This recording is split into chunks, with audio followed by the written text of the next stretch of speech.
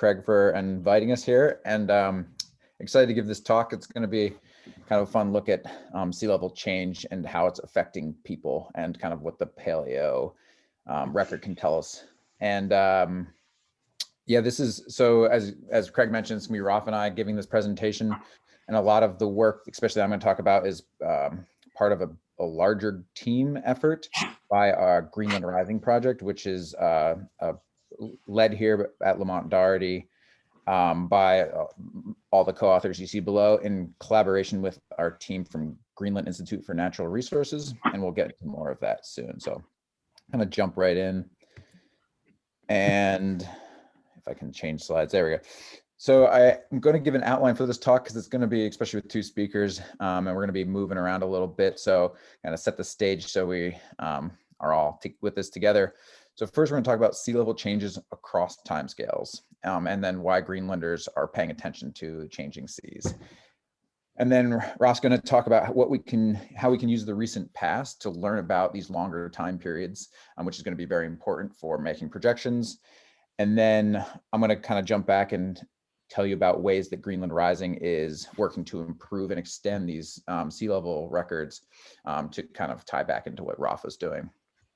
And we're going to touch on co-production of science, which is one of the tenets of the NNA program, impacts that sea level changes are having on Greenland communities, and then how they're adapting.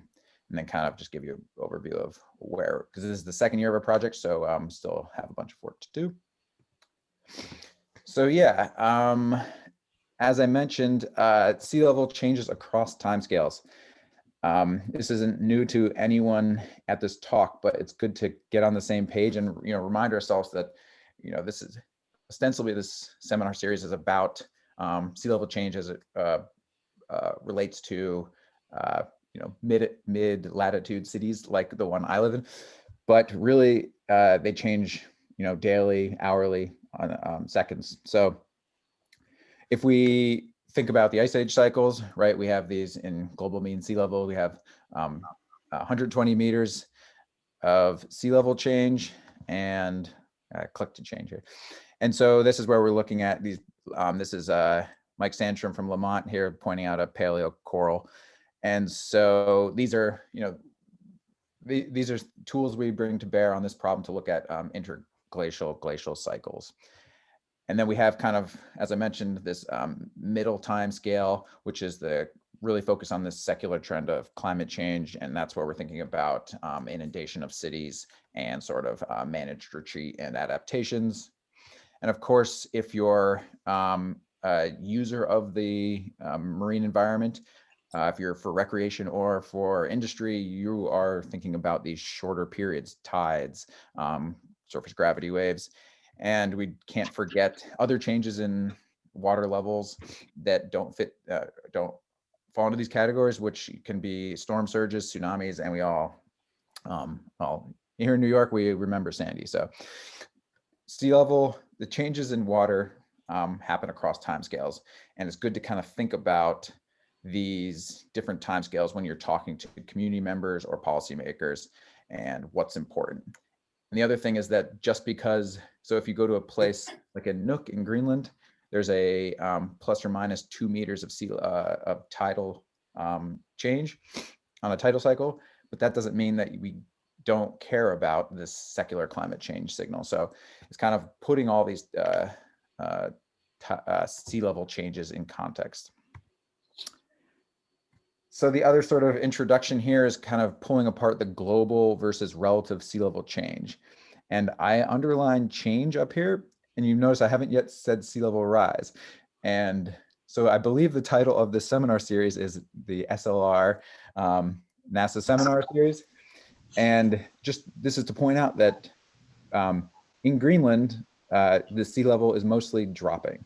So we tend to, SLR is a great kind of acronym to throw around, but it's important when you go into communities and use the correct terminology, because otherwise we're going to be, if they just look at the IPCC and see, 1 meter of sea level rise in a certain time period,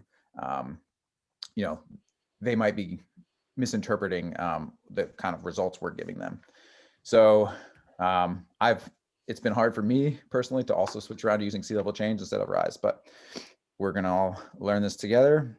The other is GMSL is a great number to have for certain purposes. However, when you're getting down to local levels, community adaptations, what really matters is trends in the relative sea level, which of course would be the sea level change that you would experience if you were standing there on the shore, the relative change of the sea.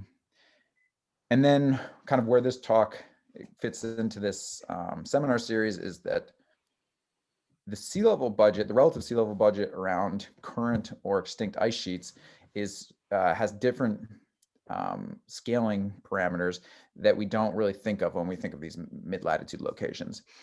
So a common one is thinking about stabilization of West Antarctic ice sheet because of isostasy. If you're in Greenland, you're having the competing effects of Greenland melting plus the forebulge of the Laurentide ice sheet, and these are both going on at once. And of course, you have different steric changes when you're near melting ice sheet. And so then I kind of want to give some context to why Greenland. And so these are just some pictures I've taken in Greenland over the years to show just how fully committed Greenlanders are to the marine environment. You know, Greenland is many small settlements around the country, usually on little islands or peninsulas, but their lives are centered around the ocean and fjords. So if you think about, even in winter, they're moving around on skidoos, hunting, going from town to town. They're doing, fishing. Greenlandic halibut is a large part of their economy. So either they're doing that from small boats, or maybe there's the research vessels or trawlers, and they're also worried about icebergs. So it's, you can see cars in the back of this picture on the lower right, and in the capital there are roads and people, there are cars, and there are, there is some non-marine use, but everywhere else it's people, they're going somewhere, they're getting in their little Polka 500. Which brings us to the Greenland Rising project, which is, as I mentioned, funded by the NSF NNA, which is the Navigating the New Arctic program. And a big push of the NNA is kind of twofold. One is to recognize that there are changes in the Arctic, but how we are adapting to those changes or addressing those is kind of the next step. So kind of stepping beyond, is it happening, and saying, okay, well, now what?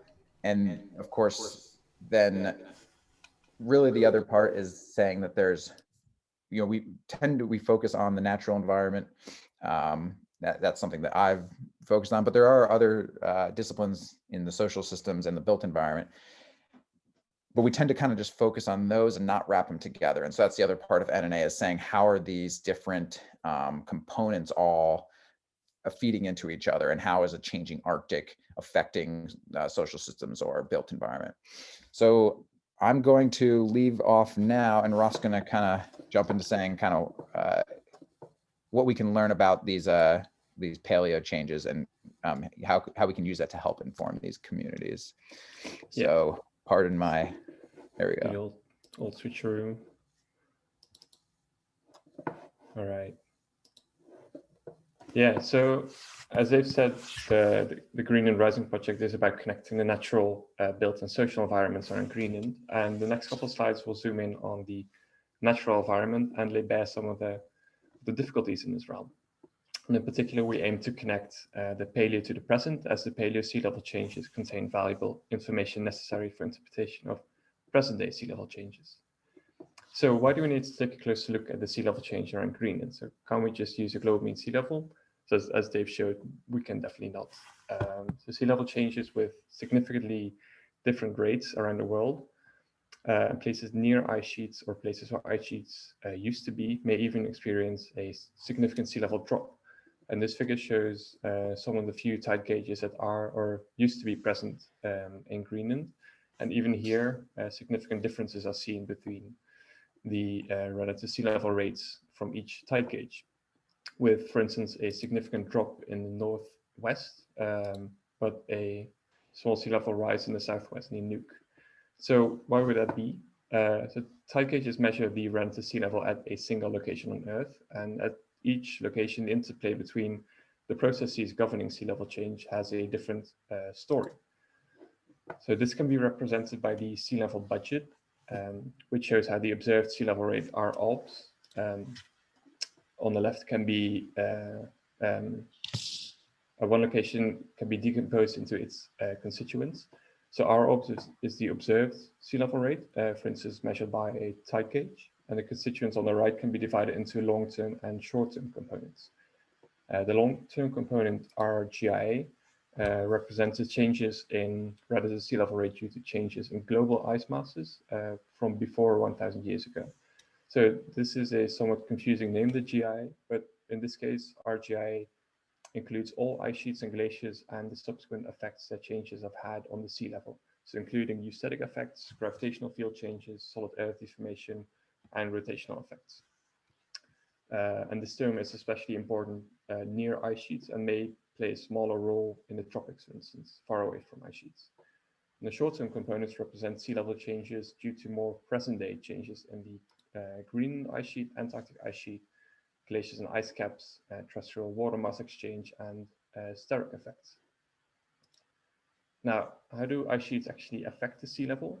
This figure shows 3 decomposed effects of a decreasing ice sheet on the sea level. It shows the effects in the near field on the left, close to the ice sheet, and in the far field on the right, for instance, near the tropics. The top panel shows that when an ice sheet decreases, more water mass is added to the ocean, resulting in a sea level rise. Simple as that. This is the eustatic effect, and this is instantaneous and similar for the near field and the far field. The middle panel shows that when an ice sheet decreases, it loses gravitational attraction. Ice sheets, like the Greenland ice sheet, are so massive that they attract ocean water to themselves. And with a decreasing ice sheet, this means less gravitational attraction and less ocean water is pulled to the ice sheet. And this results in a sea level drop near the ice sheet in the near field. And using conservation of mass, this means that sea level rises in the far field. The lower panel shows that when an ice sheet decreases, the underlying solid earth deforms and rebounds and experiences uplift. And as relative sea level is measured as the distance between ocean floor and the ocean surface, this means that the sea level drops in the near field. So to illustrate the difference between near field and far field in a different way, these figures show that the sea level fingerprints resulting from changing ice masses in the northern hemisphere on the left and the southern hemisphere on the right. These figures are from an app, Huy3 Explorer. The URL is on the bottom, and this is developed for the Greenland Rising project. So if we look at the figure on the left, which illustrates the sea level change resulting from a melting Greenland ice sheet, we see that this leads to a sea level drop in blue around Greenland and parts of the Arctic, and a sea level rise in red in the far field. And the opposite holds, of course, for a melting West Antarctic and Antarctic peninsula, as in the figure on the right. This results in a sea level drop near Antarctica, but a sea level rise in the far field. And these effects are in large part due to changing gravitational fields around the ice sheets, but solid earth deformation plays an important role as well. So solid earth deformation acts on different timescales. So first, there's the elastic response of the solid earth, and this is a short-term effect that reflects changes, recent changes in the ice mass load on the solid earth. And second, there's the viscoelastic response, and this is a long-term effect that is delayed by thousands of years and reflects more historic changes in the ice mass load. The viscoelastic response may also include effects of ice sheets that are long gone, for instance, a Laurentide ice sheet that covered the North American continent. Large ice masses like the Laurentide ice sheet deform and depress so much of the underlying solid earth that the Earth's crust moves sideways and then up to create four bulges in the periphery of the ice sheet, as shown in the figure on the right. And as the ice sheet grows, so do the four bulges, and vice versa. If an ice sheet decreases, its four bulges also decrease. And these effects play an important role in decomposing and understanding relative sea level at locations near ice sheets. So hopefully this illustrates why global mean sea level is actually in no way sufficient to provide accurate projections of local sea level change, especially near big ice masses. So we need to dig deeper. And this is a case study of Nuuk, the capital Greenland, in which we provide a special focus on the long-term sea level change. In particular, we look at the sea level change associated with the evolution of the Greenland ice sheet during the Holocene, so the past 12,000 years. And we look at Nuuk because it's a special case. Well, on the one hand, Nuuk is located near the margin of the Greenland ice sheet, so it's very susceptible to effects of a changing Greenland ice mass. And on the other hand, Nuuk is located on the forebulge of the Laurentide ice sheet. And as a consequence, Nuuk is home to a complex interplay of signals controlling sea level change. Also, Nuuk is home to the longest tide gauge record in Greenland and a co-located GPS station. And this observational data makes Nuuk a great location for investigating sea level change. And lastly, Nuuk is also special because it's located near the southwestern margin of the Greenland ice sheet. It's a section that is very sensitive to changing temperatures. So during the Holocene, there was a period called the Holocene thermal maximum, or HTM, when temperatures were higher than today. And it's shown in the figure on the left with the red arrow. And these increased temperatures have led to large amounts of melt in Southwest Greenland during this time, and the subsequent ice margin retreat behind its current position. And this is shown in the figure on the right. This figure shows the ice margins during the Holocene from the ice sheet model Huy3 developed by Le Cavalier et al. In 2014. And of special interest are the black line, which represents the present day ice margin, and the red and green lines representing the ice margins at 6,000 and 4,000 years ago. So this figure shows that the ice margin in Southwest Greenland during these times, so during 6,000 and 4,000 years ago, was more inland than today, and later it readvanced back again to the present day position. Although recent studies agree that there has been an ice margin retreat and readvance during the Holocene, it's still unclear what exactly the magnitude and timing of this retreat was. So Nuuk is located near this very mobile section of the ice sheet, and changes in the ice mass in this region will thus reflect significantly in the past and present day sea level and solid earth deformation around Nuuk, which is shown in this graph. So the sea level change is illustrated by Le Cavalier, and it shows the modeled relative sea level at Nuuk in gray with the light gray envelope. And this is made using Huy3, and it shows the sea level change over the past 16,000 years. And the general pattern shows that the relative sea level peaks at around 11,000 years ago, just after the cold period in the Younger Dryas, and then a long decrease during the warmer Holocene, culminating in a minimum relative sea level around 2,000 years ago, right here. And after this, the relative sea level increases again to the present day level, making the characteristic J-shape, or in this case, reverse J-shape. This relative sea level dip illustrates the effect of the ice margin retreat and readvance on the relative sea level through the gravitational field changes and solid earth deformation near Nuuk. So returning to the sea level budget, we can group the effects of this ice margin retreat and readvance on the relative sea level under our GIA, as this term includes all effects of ice mass changes before 1,000 years ago.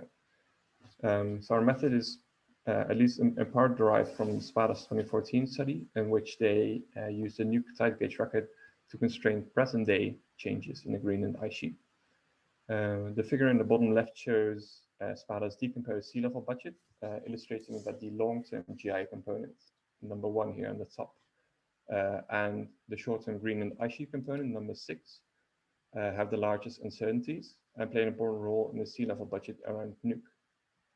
So Spada focused on the present day contribution of the Greenland ice sheet to sea level, so number 6 mainly, and instead in this case study we focus on the long-term GIA component and use it to reconcile the sea level budget. And we use the most recent literature values of the short-term components, so the Greenland ice sheet, Antarctic ice sheet, glaciers and ice caps, terrestrial water mass exchange and steric effects. And we subtract these values from the sea level rate measured by the tide gauge, so our OBS. And this allows us to compare the GIA signal that is captured by the tide gauge to the GIA signal estimates from our modeling efforts in this study. And this allows us to provide constraints on the Holocene ice margin retreat in Southwest Greenland. And in turn, this helps us understand the present day sea level signal not only in Nuuk, but all along the southwestern margin of the Greenland ice sheet. To understand the behavior of the Greenland ice sheet during the Holocene, we first investigate how much retreat and readvance in Southwest Greenland is consistent with Paleo sea level data.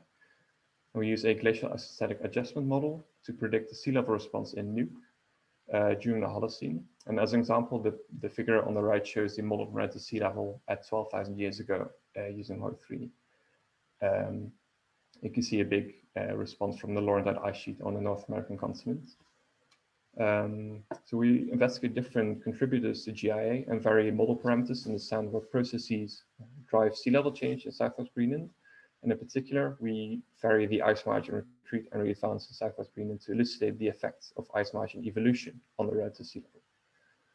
So while varying the ice margin evolution, we use a range of 1D and 3D viscoelastic Earth structures to investigate what Earth structures provide a fit to the Paleo records for a given ice margin evolution.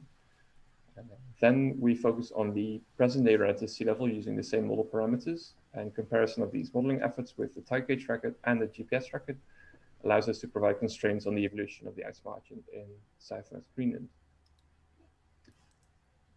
So two ice sheet models, Huy3 and ICE6G, are used as input for the GIA model.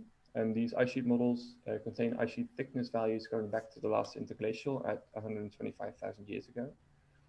But as both Huy3 and ICE6G use different methods, assumptions, and different constraints to produce these ice thicknesses, they both describe a different Holocene ice margin evolution in Southwest Greenland. And this difference is illustrated by the figure on the right, which shows cross-sections of the ice sheet at the latitude of Nuuk for 7, 6, 5, 4, and 3,000 years ago and present, for Huy3 in red and ICE6G in blue. And Nuuk is indicated by the black triangle. I know there's a lot of lines in this figure, so what it basically shows is that the minimum of the ice margin position in Huy3 is reached around 3,000 or 4,000 years ago, while the minimum in ICE6G of this ice margin is reached around 7,000 or 6,000 years ago. Besides this, the present day ice margin described by Huy3 is described about 100 kilometers more west toward Nuuk than is actually the case, as indicated by this arrow, which shows where the present day ice margin actually is at this latitude. And these differences in ice margin evolution have a significant effect on the GIA around Nuuk, and this also on the relative sea level. To investigate the effect of ice margin evolution on the relative sea level, we not only use the original Huy3 and ICE6G models, but we also augment the original models with an adapted ice margin evolution. And these adapted models describe an altered ice sheet history to emulate the exclusion of an ice margin retreat in Southwest Greenland. And so these adjusted ice sheet models are not really a realistic estimate of the ice margin evolution, or we think, but they do allow us to provide constraints on the relative sea level signal in Nuuk. Yeah, can I interrupt? Sorry, 1 second. Yeah. So there's a question from Allegra in the chat. Why not use Lev's, I think, TS model? Lev Tarasov. Pardon? Yeah. Pardon? Allegra? So, yeah, why in the Huy3 model? I mean, for PMIP4, the two standard LGM and Glacial were ICE6G, but also the Glass 1D model. Yeah. Why not use that one? And, I understand that there's global ice sheet reconstructions to the deglacial period are hard to come by, but there are several options for the Laurentide and the Fennoscandian. So why these two? Well, mainly because these were easy to get to, but it's a good The point to make. PMIP4 website has the Glass 1D. It's easy to get to. But does it have like just ice thickness output values? Yes. Okay. Oh, And it's okay, been up for, I don't know, 5 or 6 years. Okay. Well, that's good to know. I'll look into that. Thank you. Yeah. Okay. I'll just continue. So These figures show the relative sea level responses for the past 12,000 years using the 4 different models. So Huy3 on the left 2 panels and ICE6G on the right 2 panels, with the original model is the left panel and the adjusted model is the right panel. And the present day is on the left in each graph, and going to the right is going back in time. So we use a suite of viscoelastic earth structures represented by the differently colored lines. But due to time restrictions, I won't really go too much into depth into each of these structures. But the most important ones are the blue lines, representing 1D earth structures, so laterally homogeneous, which we got from previous studies. And the black lines represent 3D earth structures, so radially and laterally heterogeneous. Paleo sea level records are also shown in the figure. So the 2 higher triangles are upper limiting, meaning just that the sea level should have been below that level at that time. And the 3 lower crosses are index points. And the uncertainty bars indicate the range in which the sea level has been during that time. So we see that some members of the GIA model suite fit better with the paleo records than others. There's a whole range of how well they fit. So at first sight, significant differences are observed in the relative sea level responses of each model. And this is in part because Huy3 is actually adjusted to fit these specific paleo sea level records, while ICE6G is not. And ICE6G shows a larger peak around 10,000 years ago, and an earlier and broader dip below zero, the characteristic J shape. And this is important. This earlier dip is indicative of the earlier ice margin minimum that is described by ICE6G relative to Huy3. So important to note is also the reduced magnitude of the relative sea level dip when ice margin retreat is emitted, as in the adjusted model. And this reduced relative sea level dip is more apparent for Huy3 than for ICE6G, and this can be explained by the ice margin positions relative to Nuuk, as described by Huy3 and ICE6G, because the ice margin is consistently about 100 kilometers closer to Nuuk in Huy3 than on ICE6G, and this results in more pronounced response of the sea level in the solid earth. Each member of the GIA model suite, so each combination of the ice margin evolution and earth structure, predicts a relative sea level response with a specific present day relative sea level rate, which is basically the slope of the curve at present day, so the slope at the end of the line on the left. And by eye, we can already see that the earlier the relative sea level dip, the broader the dip is, and the lower the present day relative sea level rate is. So comparing ICE6G to Huy3. So we expect ICE6G to have a lower relative sea level rate. We can also see that omitting any ice margin retreat drastically alters the present day relative sea level rate. Now, extracting the GIA signal from the tide gauge record allows us to compare our modeling effort, which is also the GIA signal, with the observational record. But to do that, first we determine the relative sea level rate from the tide gauge record from 1958 to 2002. And using the tide model driver, we remove the tidal signals captured in the record by subtracting 24 major and minor tidal constituents, as well as the 18.6 year nodal tide from the tide gauge record. And the sea level rate is then of 1.95 millimeters per year is determined by a linear fit through the data model difference. Now, the short-term components of the sea level budget are subtracted from this relative sea level rate to extract the signal associated with the long-term GIA only. And the upper and lower limit of this rate, so the GIA rate captured in the tide gauge, are indicated by the horizontal dashed lines in each of these graphs. And each marker represents the model relative sea level rate due to GIA of a single member of the GIA model suite. The top panel shows the results using ICE6G, and the bottom panel the results using Huy3. The filled markers represent the original ice sheet models, so including an ice margin retreat. And the empty markers indicate the adjusted ice sheet models, in which no ice margin retreat is allowed. So in general, this shows how sensitive the relative sea level rate is to both ice margin evolution as well as earth structure. But again, let's focus on the blue and black markers, which indicate the same earth structures as before. So blue are the 1D structures from previous studies, and black are the 3D earth structures. So what we see in the upper panel is that most of the model relative sea level rates are close to the lower limit of the type gauge derived relative sea level rate. And this underestimation of this rate suggests that the ice margin minimum in ICE6G may have occurred more closely to the present day than actually suggested by ICE6G.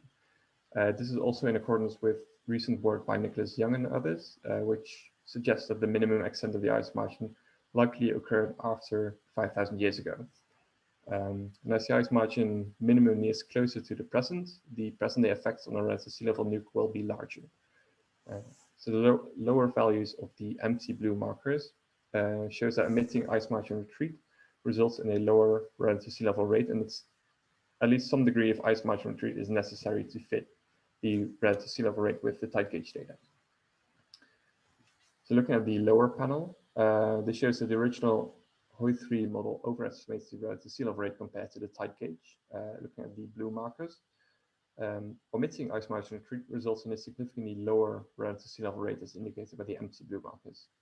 And this effect is more pronounced for Huy3 than for ICE6G, owing to the closer vicinity of the ice margin to Nuuk in Huy3. And the overestimation of the original Huy3 and the underestimation of the adjusted Huy3 suggests that at least some degree of ice margin retreat is necessary to fit the relative sea level rate with the tide gauge data, though the magnitude of the retreat may be smaller than suggested by Huy3. Now, the beauty of Nuuk is that also the GPS station was co-located with the former tide gauge from 2009 to 2015, allowing us to perform a similar analysis as I showed on the previous slide. So in 2016, CANSOL subtracted the elastic signal from this Nuuk GPS record, extracting only the long-term viscoelastic vertical land motion signal due to GIA. And the upper and lower limits of this rate are indicated in the figure on the right by the dashed horizontal lines. And we extracted only the vertical land motion signal from the GIA modeling results here. And these are shown in the markers with the colors, again, having similar meaning as in the tide gauge analysis. So we see here very similar results as in the tide gauge analysis. ICE6G underestimates the vertical land motion rate, suggesting that the minimum extent of the ice margin may have occurred more closely to the present day than suggested in ICE6G. And the original Huy3 again overestimates, and the adjusted Huy3 underestimates the vertical land motion rate, again suggesting that at least some degree of ice margin retreat is necessary, though the magnitude of retreat may be smaller than suggested by Huy3. So this kind of shows the benefit of having both tide gauges and GPS stations co-located around Greenland. And the figure on the left here just shows, just as the tide gauge around Greenland, that GPS stations capture very different signals around Greenland, and that the results in Nuuk are not representative for the rest of Greenland.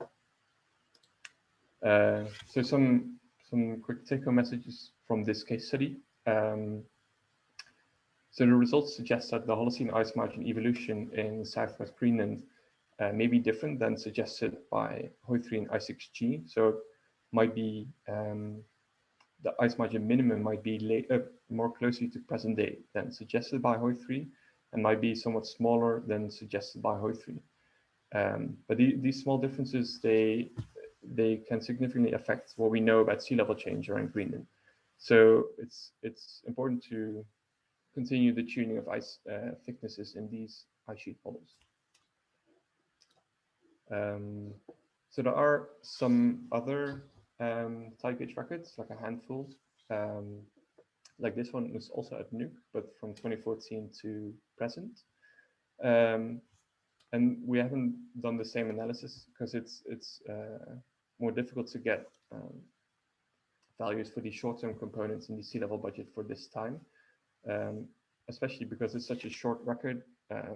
These components need to have the right values over exactly the same time period. Otherwise, the comparison might be a bit off. But in this tide gauge record, we performed the same method as the historic tide gauge record.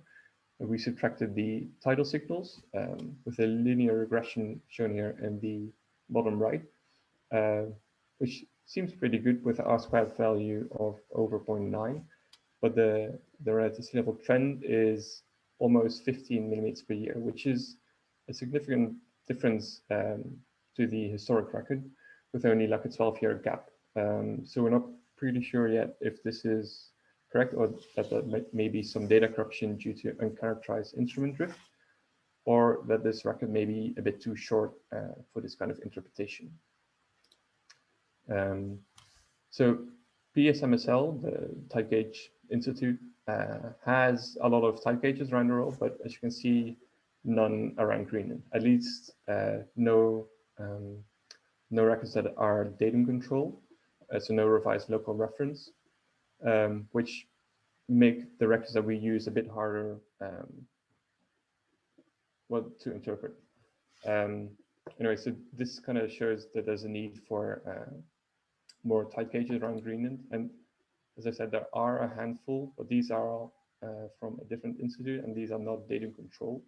So it's harder to use them. So there's a big need for more tide gauges around Greenland. And this figure on the right here just shows some people installing a tide gauge in North Greenland, back in the days, how they did it. Yeah, with that, I'll give it back to Dave, and he'll tell you more about the future plans of the Greenland Rising project.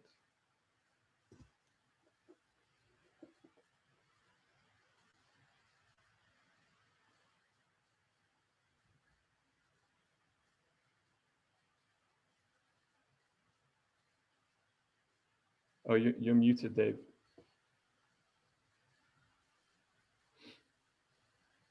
Yeah, just take a moment. Thanks very much, Raf. Does anyone have any specific questions for Raf? I don't know if we should ask that. I just have one more comment. Aside from, I think there are more than those two ice sheet reconstructions available. I also wonder, when we talk about present day observed sea level changes, we're always talking in millimeters per year. And invariably, when we talk about paleo changes, we always show these nice trends from glacial, like 120 meters to present day. Why don't we show that derivative so that those two changes are more comparable, and it can help us, mine the paleo record for time periods that might be more analogous to today? Ralph, do you want to take that one? Yeah, I don't fully understand the question there, sorry. The question is, when you showed pictures of paleo changes in sea level, you showed the direct change. When you show modern changes in sea level, you show the first derivative. You show the millimeters per year. Yeah. Why don't you show the paleo changes in millimeters per year? And this will point to periods in time which are comparable in magnitude of sea level change, which might be better targets for having paleo analogs. Yeah, that could be a good method, but it's difficult because all these components adding to the sea level and vertical land motion changes, they change over time over the whole Holocene, and at each point in time there's going to be a different, the sea level budget is going to be different. So I'm not sure if looking at the same millimeters per year trend, like times where the trend was similar, also means that the sea level budget, like each component, would be similar. Is that what you mean? It wouldn't mean that each component would be similar, but it's a starting point. Each period in time, you'd have to, again, work out like, okay, I see this sea level change per year at this place. Well, then that implies if it's the Laurentide losing this much mass, then that translates to this much sea level, which would break down into the three components that you highlighted in the beginning. But it's still more, when you have sea level changes as this, you rely on the people watching to, with their eye, try to do the first derivative. Well, when is that slope the steepest? Okay, so when is it kind of like what he's telling me about for present day? You'd still have to do the analysis, but it would make it more comparable. Yeah, yeah, to show the rate here instead of just the change in height. That's, I don't know, I haven't seen that. I don't know why we haven't, but I think that's a good idea. All right, I'm going to move on because I've still got some slides. Thanks, Allegra. So yeah, going to Greenland rising. So this is we're kind of going into, so as Raf said, we've got a few tide gauges out there, but really we need more tide gauges to improve the record we've currently got and to extend into the future, so we can talk about projections and impacts. And I've already talked about this, so we don't need to go into it again. So instead, I'll introduce the 4 communities that we're going to be working with for Greenland Rising. So as Raf mentioned, we're working with Nuuk, which is the capital. It's fairly easy to do work out of, but that's kind of one of the places where we see the small signal. It's also got this forebulge and the Holocene retreat, so it's also a little complicated. Going up the west coast, we're going to Kuzorswak, which is a much smaller village. And this is the little GPS signal here showing the uplift rate from the GNSS systems bolted to the rock there. So we see 10.5 millimeters a year. So it's really cruising. And the projected sea level change by 2100 is it's dropping by 2.7 meters. So you can see that. And then, looking around, we've got Asiat, which is kind of in the middle of the coast, and Tasiilaq is on the east coast, which is also kind of experiencing a different change. And also the communities are very different in kind of the business and how the economy works. So I'm going to talk a bit about what kind of work they're doing there. And as I mentioned, installing new tide gauges and kind of building out a new tide gauge network is one of the goals of Greenland Rising, as well as we have a bunch of ship surveys planned, which I'll get into. So as I mentioned before, one of the tenets of the navigating the Arctic is co-production. And so this is something we're learning how to do better as a part of this project. So one of the goals of this is, instead of going in there with saying, this is the science question, let's go measure something, we're kind of taking a step back and saying, going to the community, going to people who live there and saying, what are your concerns? What have you noticed? Where do you think we should go? These are the resources we have. How would you use them? And even given the pandemic, we were very well placed for our NNA because we have a strong local partners. So the gentleman, Akaluk here, who's sitting behind this laptop, he's one of our team members. He's a geophysicist from Greenland, and he's having a community meeting in Asiat, and where he sat down with, this is the local hunters and fishers organization. And you can see on the right is a paper map that he brought with him. They annotated it, they wrote on it. They said, this is where it's interesting. This is where we worry about like this type of fishing. This is a location where we used to sail our ships, but now we can't because the sea levels dropped. And these are real changes that these communities are seeing. And so we did this before the survey. Akaluk translated those put them into a GIS. And this is what we built the ship survey out of.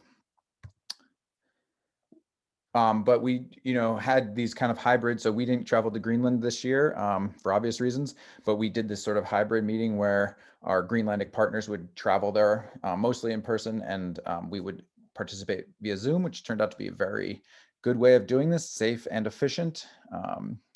And so we had meetings with municipalities about where the sewer is going. Right, if you don't want a sewer all of a sudden exposed. So they're planning new sewers in different settlements, and they're already interested in our project, taking these projections that they really haven't been using and how to incorporate them into planning. And these are just other pictures of other meetings they've had, and there's been 10 of these. So just a little selection here with different groups and different communities. As I said, we're installing new tide gauges, and as Akaluk, who's up there in the upper left with another grad student who's working with us, said, he's like, this is the first tide gauge installed in Greenland by a Greenlander. So it's like a really important thing for them. And part of this is that some of the data from this tide gauges, which I'll talk about in a bit, is going directly back to the community. So they're taking the data off themselves, they're reading it in, they're analyzing it, they're plotting it. And, at some point they send it to us, but it's not, this is part of the co-production, the teamwork here. And so this is an installation up in Asiat. You can see he's downloading the data with his phone. We are recognizing that there's kind of other ways to collect water level measurements. And so this is a sort of a project that we're just starting with colleagues at McGill University. And this is led by Natalia Gomez and her grad student, David Purnell. And this paper's in review now, but it's using GPS reflectometry or GNSS reflectometry. And I don't want to get into the details, but it's basically using the phase shift between the direct GPS signal and that reflected off the specular sea surface. And that's related to the height of the antenna. And so as the tide goes up and down, or there's a trend in sea level, that there's a difference in phase shift because your height of your antenna is going up or down. So there's a lot of attractiveness to this. Is we don't have to worry about the pressure drift that Rolf mentioned earlier, the drift in the instrument.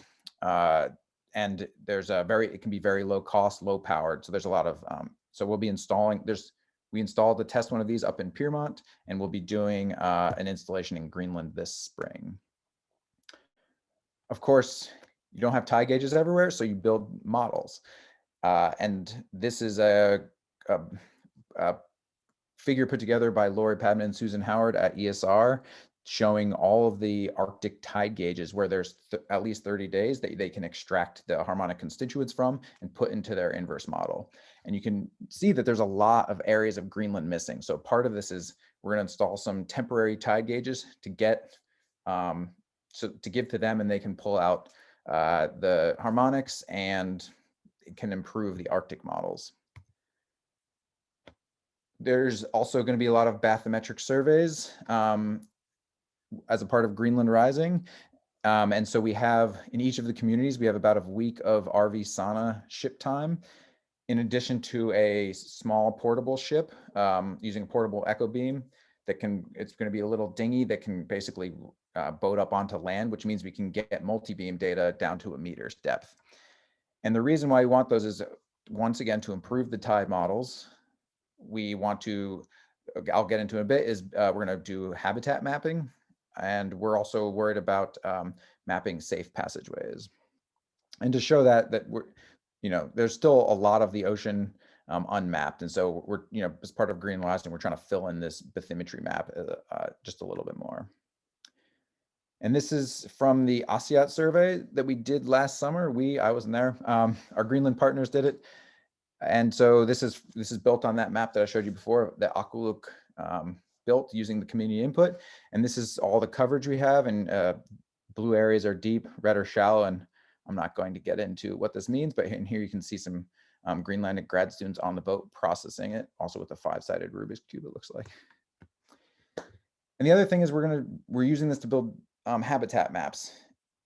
And I'm not, without getting into detail, as the sea level changes, there's going to be lots of changes in the habitat. Wave energy, obviously the intertidal zone is changing. And so there's a whole component of Greenland Rising that's looking at habitat mapping and changes. And so this is a map that you can basically build from the multi-beam to show a very large scale habitat map. And then we can look at how that will change as sea level changes. Another big component of this, and we're nearing the end here, is we have a big education component to this project. And so again, we're using these tide gauges as kind of the centerpiece of some of our education work. And this is a school in Nuuk, the Nuuk International School. And the teacher is over here, Melissa Hansen, and you can see Aqualuk and Carl there. They're installing one of these tide gauges. So this is really cool. They have the tide gauge. The students had a competition to design the tide gauge and how to install it, and they came up with their designs, and one team won, and Aqualuk implemented their design and they're installing it. The school's just up here on the hill. And to go along with that is, as I said, they can pull the data off with their phone.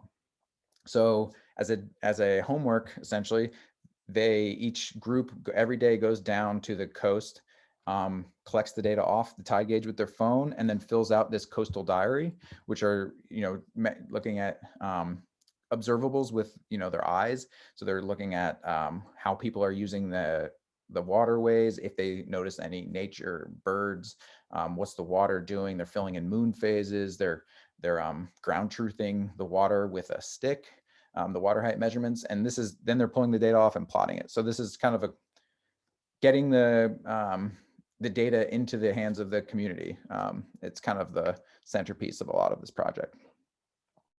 So yeah, as I said, this is kind of, we're in the middle of the second year here. And of course, as everyone, we're trying to figure out how this is going to look this year as travel might start to open up, but we're still planning on us staying here and this kind of hybrid model. So we're going to be doing more surveys, the ship surveys similar to ones we did in Asiat. We're going to be doing in Sorswak. Tassalak will be featured in the future. So yeah, this is basically just leave this slide here because I've already said all this, and I'll just say thanks and open it up for any questions if we have time. Thanks a lot. Thanks a lot, Dave. There are a couple of comments in the chat that maybe I should get to before. Shall I go through them? I didn't see them. There's a bit of a, sorry. Yeah, should I just answer them? Yeah. Okay, so Vivian asked how much of the sea level drop around Greenland is due to recent isostatic rebound. So I take it elastic rebound due to ice mass loss. And the Kant 2016 paper found an uplift of 4.6 millimeters per year at Nuuk. But of course, these values differ over the entire Greenland coast. But around Nuuk, this is 4.6 millimeters per year. So of vertical land motion uplift, so a sea level drop of 4.5 millimeters per year. And Vivian also asked the differences in, let me share.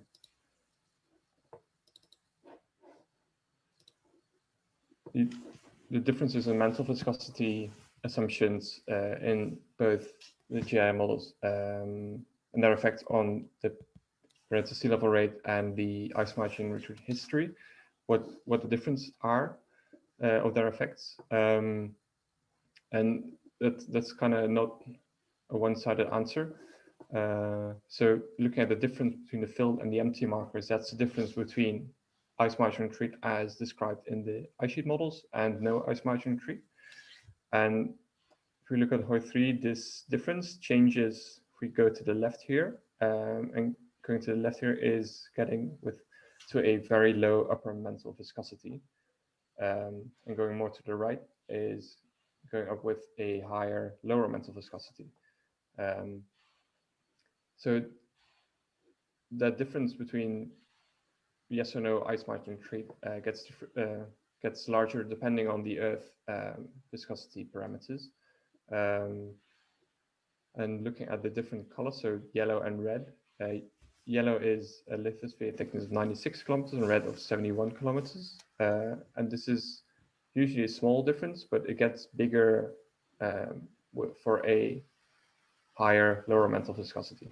So there's just a bunch of different processes going on here, and there's no real, not one is more important than the other. It just depends on the assumptions. And then there's some talk about these paleo records.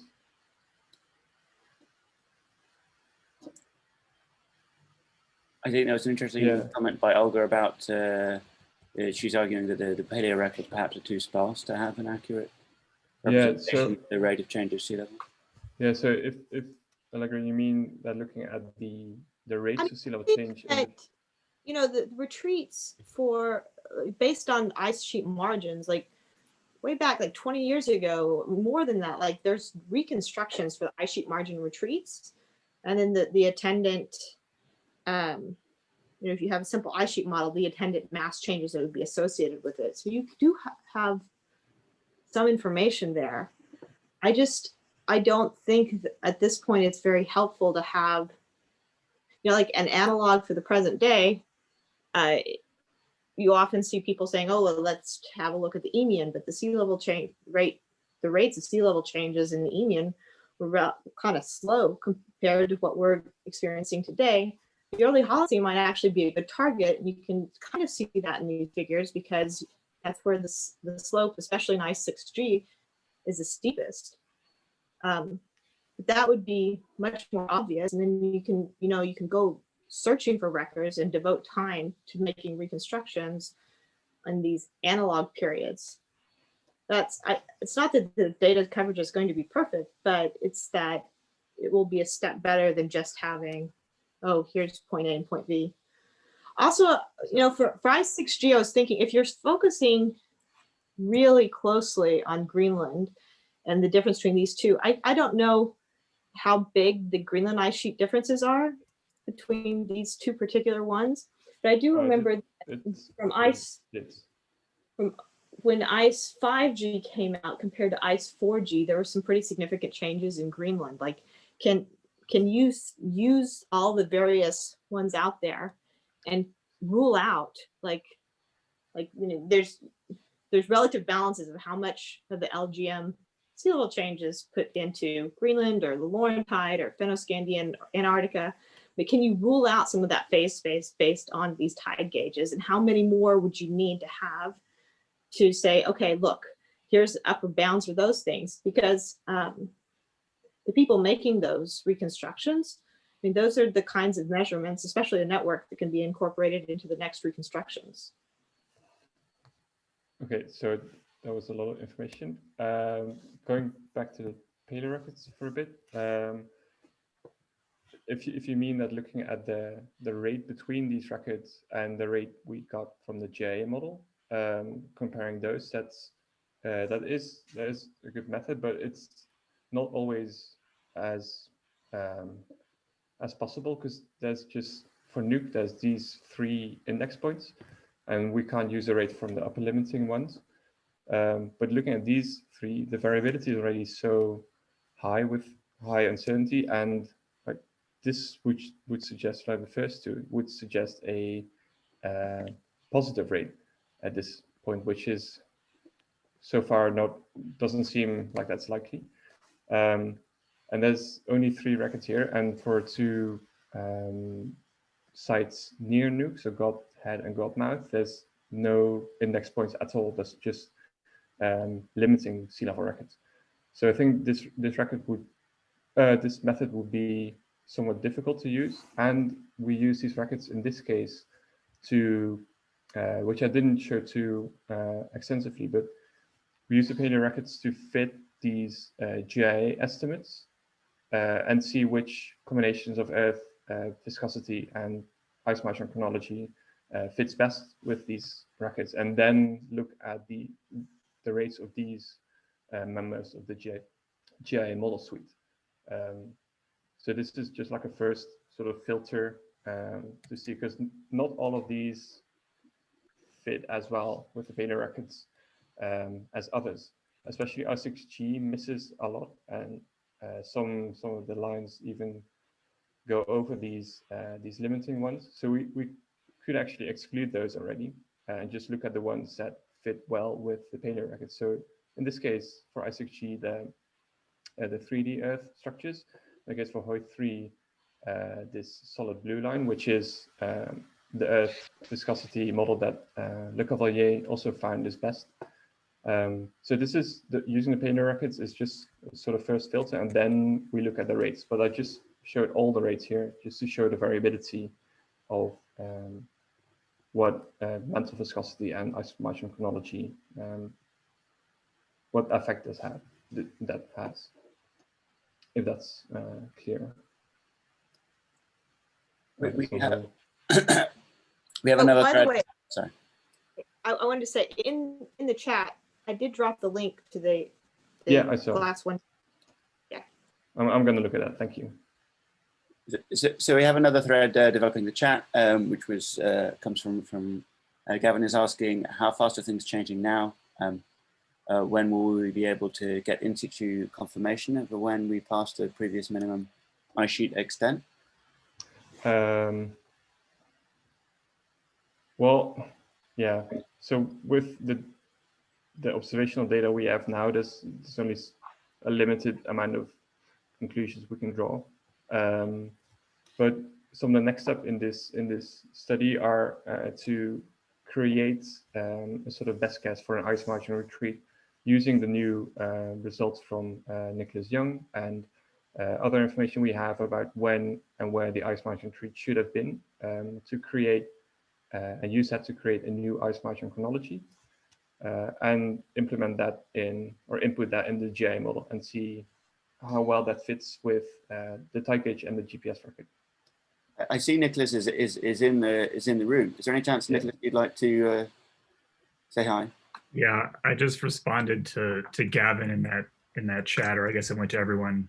But we have a new paper coming out in a few weeks with cosmogenic isotope measurements right up at the modern ice margin. So this is bedrock that just like up until a few decades ago has been covered by ice. And so the measurements confirm that the ice margin has yet to retreat behind where it was in the mid-Holocene.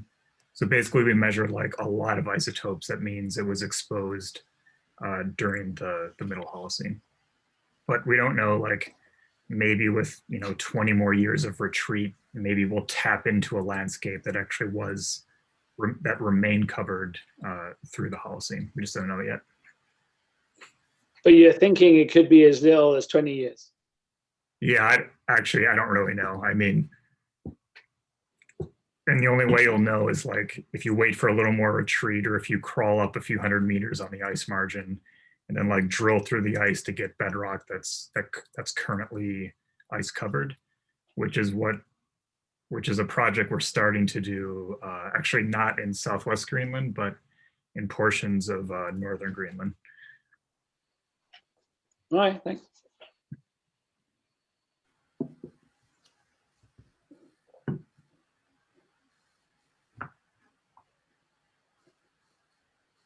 David, can I ask you? Sorry.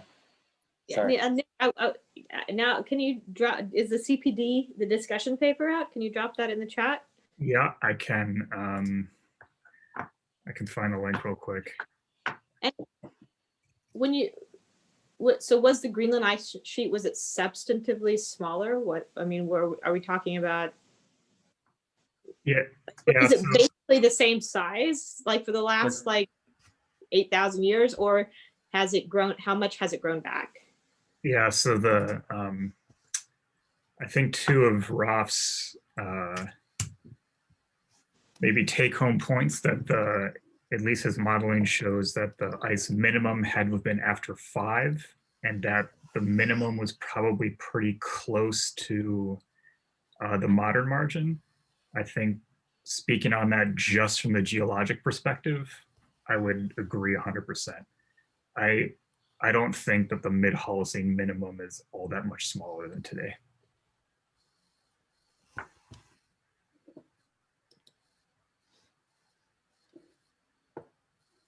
And Nicholas, do you mean overall or just in around Nuuk in the Southwest Greenland? So we focused on a swath of the ice sheet up from, just north of Jakobshavn to maybe like just south of Nuuk. So obviously only one small sector, but as far as we know, most of the mid-Holocene changes in the ice sheet pretty much occur only there, with minimal changes elsewhere.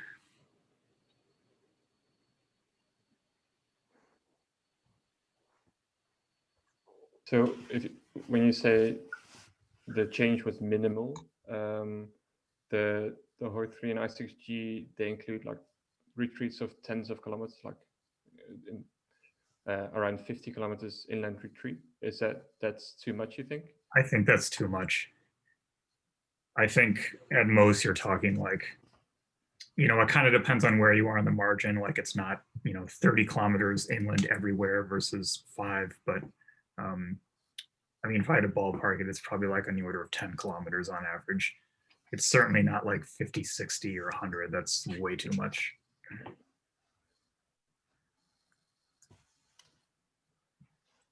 So I guess it's to Gavin's point. It doesn't seem 10 kilometers doesn't seem that far away, but.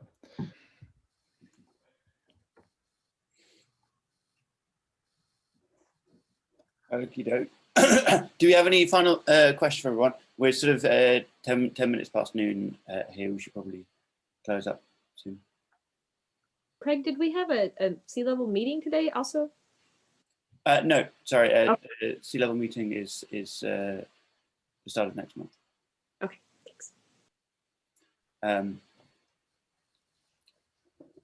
was going to ask you, Dave, if there was any. I know that I was interested in the education work. Are you also involving people in New York, school kids in New York with the project in Greenland?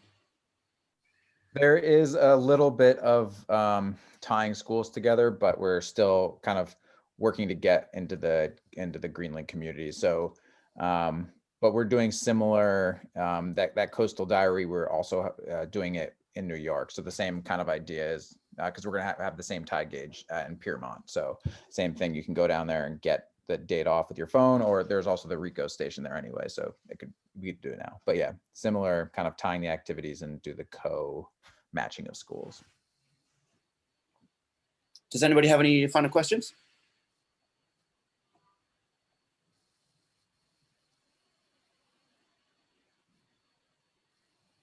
Okie doke. Thanks everyone. Thanks very much again, Raf and Dave.